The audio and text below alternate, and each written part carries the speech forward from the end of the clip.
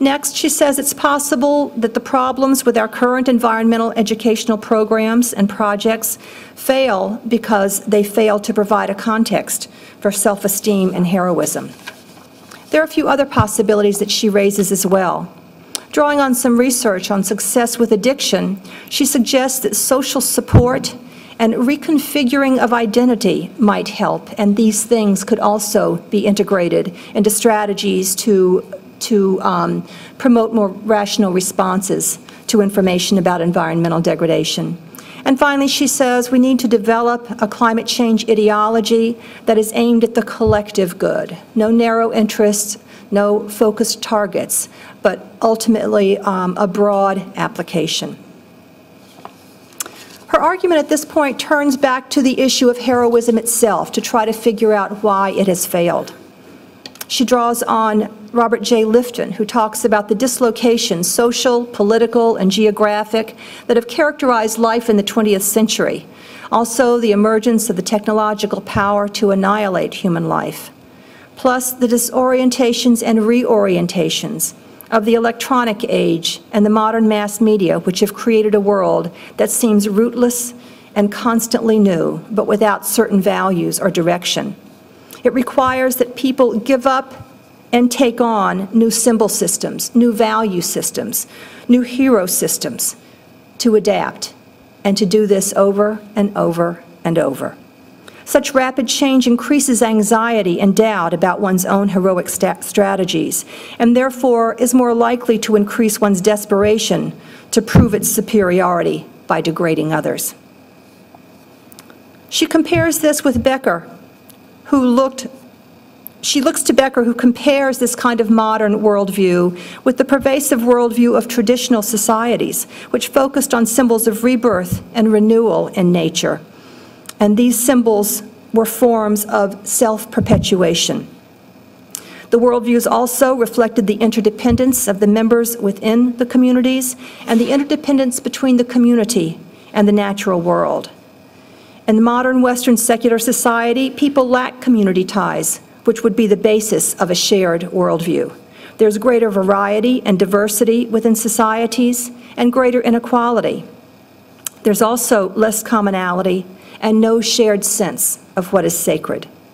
The dominant forms of heroism express themselves as triumphs over nature and perpetuate themselves with ideologies that value money and acquisitions.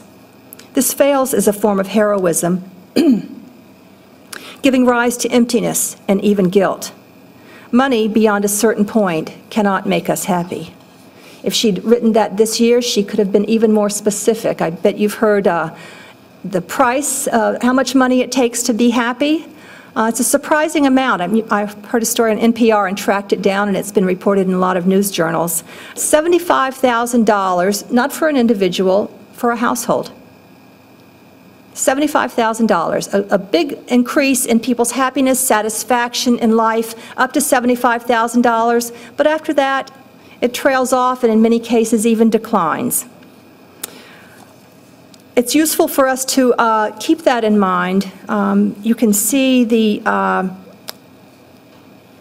contradiction between where our goals are now in modern society. The American dream has come to pretty much mean consume and display, and yet we've got some pretty solid empirical evidence that it's not going to get us what we want. Technocracy is also an important issue in Becker, and that Dickinson talks about, and technocracy refers to human innovation, all of it, not just modern technology. Technocracy is an immortality ideology, and it always has been. It includes elements of magic and the belief that our tools and innovations will solve our immediate problems and the larger problems of human happiness and even mortality. New technocracy, just like old technocracy, seeks to control nature to provide for human survival and flourishing. But our new powers lead us to believe that we can conquer nature, bring it under our power, a far more dangerous attitude toward nature than in the past. Technocracy, Dickinson acknowledges, has brought many positive things to human society, but overall it's damaging to global climate change. So the next thing she looks at is Becker's potential for a heroic society, and she'd like to see if nature could be such a society.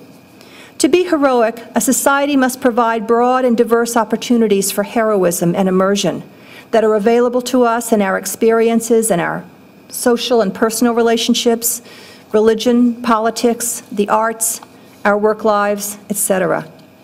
Dickinson argues that nature is a candidate, and she says, quote, "If true change in our societies requires both heroic leadership and cultural context for the heroism of many, a cultural worldview that incorporates both innovation and idealization of the natural world is the logical immortality project and the best opportunity for heroism in these times. Love of nature is a deep ethical and spiritual issue that is consistent with most belief systems. And commitment to the healing and the health of nature can provide profound opportunities for symbolic immortality." Such a new immortality project is threatening, however. Conservation ideologies arouse awareness of our vulnerability and therefore our death anxiety. In any case, introducing any new ideology can elicit antagonism. It's important to consider strategies to diminish anxiety and defensive reactions if we want to talk about new worldviews and new hero systems. Terror management theory suggests that it would be more effective to try to integrate concern for biodiversity and environmental health into existing worldviews than to attack them and argue for an entirely new worldview. A surprising but hopeful finding from terror management research: encouraging rational analytic thinking can diminish defensiveness and the impact of death anxiety on behavior. In fact, simply noting the value of tolerance can influence experimental outcomes in terror management theory research. We wouldn't think that something so simple as talking about the power of reason and the importance of being careful and cautious and thinking about our analysis and interpretation could have that impact. So this is some of the little bit of good news she puts forth. Finally, rational awareness of value of the natural world can lead to an authentic cultural worldview, but rational analysis is unstable and requires repetition and reinforcement. Repetition and reinforcement strategies that she puts forward: meditation and deep contemplation that focuses on fear and anxiety. When people have no fear, defensiveness and protection of worldview is exactly what's going on. They are unaware of their anxiety because of their defenses. Having looked over this material and a great deal more, I think that the article bears careful reading, and you've only gotten a little bit of it, but her recommendations are the following. She cites evidence for what she calls a universal moral grammar, in which certain kinds of moral priorities seem to consistently come to the top, and those she cites as non-harm and fairness. They are more consistently valued than even community, authority, and ideals of purity. Dickinson recommends that we explore how non-harm and fairness might interact with heroic striving, worldview defense, and social effectiveness in shaping cooperative and competitive behaviors in response to global climate change. She also argues that global climate change requires that we give up the myth of progress as the interpretive lens for making sense of the present and the future, and replace it with an acknowledgement of the facts of risk in the present, which have consequences for the future. Taking on a worldview of risk rather than progress emphasizes our responsibility to respond to global climate change for the sake of the future. This is a huge task to take on, and we must be able to confront mortality with a minimum of defensiveness if we're going to do so. We must explore how awareness of risk might interact with our hero systems. On the one hand, it could increase our sense of connection with and responsibility to others in the future, but it might also simply arouse resistance and antagonism. Having used this material, she concludes with the question, how can people change themselves on the scale of worldviews and heroic strategies?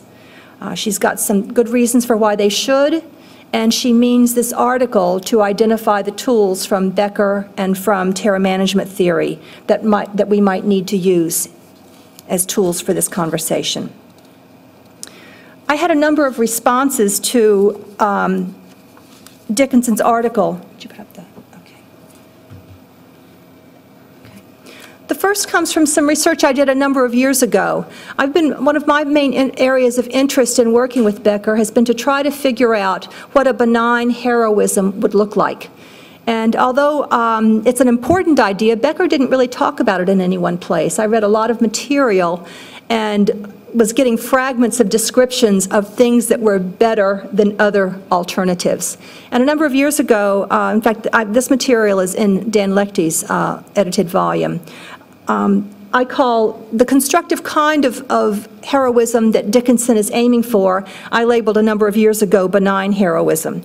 And this is the list of characteristics of a benign heroism. Quite a few of them she mentions, but there are a few that she does not mention that I think would be helpful. They're in bold, and I just want to talk about them for a second. She's said quite a bit about the need that we take on a whole new worldview, and she also at one place talked about needing to refigure a sense of our own identities, and I think that's very much in the right direction. Becker says that a desirable illusion will provide a myth of a new being. And he also says that it's got to be one that is strenuous, that requires strenuous effort and bold action. We often think that easing our way into a change is the most important step to take, and we certainly have plenty of research right now that tells us that we must be cautious and we must move carefully, or we'll simply provoke a defensive reaction. And yet this reminds us that there is a certain kind of drama and urgency to the issue, and those things as well may be motivating. Another important idea that's bold-faced is number 3. A desirable illusion must deal with existential guilt without scapegoating. Guilt must be given expression and life-enhancing means of being neutralized. Dickinson notices that people with unfulfilling strategies of heroism often feel empty, and she says even guilty. And this is an important thing for us to look at. If we read Becker carefully, we see a repetition of the dangers of guilt. Guilt that is not expiated is usually acted on through scapegoating. And those are sort of complicated ideas, and I'm not sure I have time for it now. Maybe we can discuss it later. But it is a recommendation of mine that this is a very important place for us to look. And the acknowledgement of guilt needs to be a part of our strategizing about heroism. Number 5 also has some bolded text. Heroism must be defined in a way that is true to the possibilities of empirical reality. Heroic transcendence must be defined as a victory over evil for humanity as a whole, including future generations, and the opportunity to consecrate one's existence to higher meanings. Becker repeats the importance that we are truth-telling. A desirable illusion will be a lived, compelling illusion that does not lie about life, death, or empirical reality. I think all of these would be helpful in trying to formulate a heroism and make sure that we have used some of Becker's insights about both the dangers and the potentials. A second recommendation I'd like to make, or response to Dickinson, has to do more directly with nature and death anxiety. And here I think that we need to expand Becker's argument. Becker appreciated what he described as the natural worldview of ancient peoples and the ritualist ways of life that enmesh them, individually and communally, in the natural life cycle, drawing their powers from nature and returning their gifts to nature to keep the cycle going. Becker compares that to the worldview and hero systems of modern people, and we don't come out so well.